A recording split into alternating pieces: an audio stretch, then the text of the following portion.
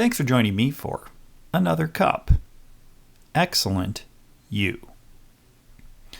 It's funny how when I look at others who I admire, who have accomplished some of the things that I want to accomplish, I look at their behavior, their habits, how they work. And I think, well, I have to work like that to achieve what they did. And while it's great to have role models and mentors, because we don't have to reinvent the wheel, we can take clues about how to accomplish what we want to from others who have done so. But keep in mind, they're not us, and we're not them. So I think we have to have a little bit of self-awareness, as I talked about in the main message, when we take in all this information. When you read a book, when you listen to a message, or you watch a video, or you talk with someone who is guiding you, always take that in as you. Don't try to change who you are, but do what they did your way. That's called having ownership over your behavior. Until we really know ourselves, and I don't just mean, well, I know what I'm good at, I know what I'm bad at, I've taken personality tests, or I know my tendencies. More than that, you have to know the good and bad. They say that you can't know the light till you know the dark. Well, we have to face up to what our deficiencies might be and realize that we've developed those over time. And maybe now is the time to change them, or maybe not. In any case, we have to do it our way. None of us are robots. We can't push a button and simply do what somebody else did exactly how they did it. We can follow their path, but we have to walk in our own shoes. So I think this exercise of looking at what we are excellent at, both good and bad, mostly the bad, helps us to understand, look, I'm where I'm at, and I make no apologies for it because there's a reason I'm here. Perhaps there's a cyclical nature to success. We all know that all the factors that influence our success in our work, they sometimes all align and work seems easy.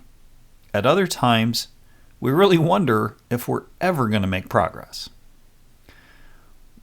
That's like adjusting your sails to the wind. And sometimes we suffer from recency bias. If, say, for the last month, you've had a really hard time focusing, don't we sometimes fall into believing that's our identity? That there must be something wrong with me? Or that it's always going to be this difficult and this challenging? That's not the truth. The truth is that things ebb and flow. And the more we understand that, along with knowing our strengths and weaknesses, then we can, even in difficult and challenging times, and in fact, especially during difficult and challenging times, we can grow. We become better. In fact, maybe those challenging, difficult times are there for a reason. I once read that during difficult economic times, like a recession or during inflation, about 90% of the people out there lose money because they follow the traditional, maybe short-term thinking, or they react to alternate circumstances. But there's about 10% of the people who actually make a lot of money during down economic times, and that partially is because they think differently. We need to do the same. Sometimes those difficult work times are when we can grow the most. Why? Because we see how we respond. Now, if we simply revert back to our norm, we don't tap into that 40% that we leave untapped most of the time that we don't even realize is there, maybe that's the time to find that. Maybe it's a time to adjust our sails by doing something different. Perhaps tapping into the purpose behind our behavior, our identity. And if we don't like it, how do we change it? Start from the beginning. What's the purpose behind procrastinating or not getting my work done? There was probably something to do with comfort or fear or something, well, address that. That's like chopping down a tree at the roots, at the base of the trunk, rather than just addressing the leaves and the branches, the symptoms. The behavior, the undesirable behavior, is just a symptom. We did it for a reason. Figure out that reason, and we figure out what drives us. Our priorities and our goals have to align.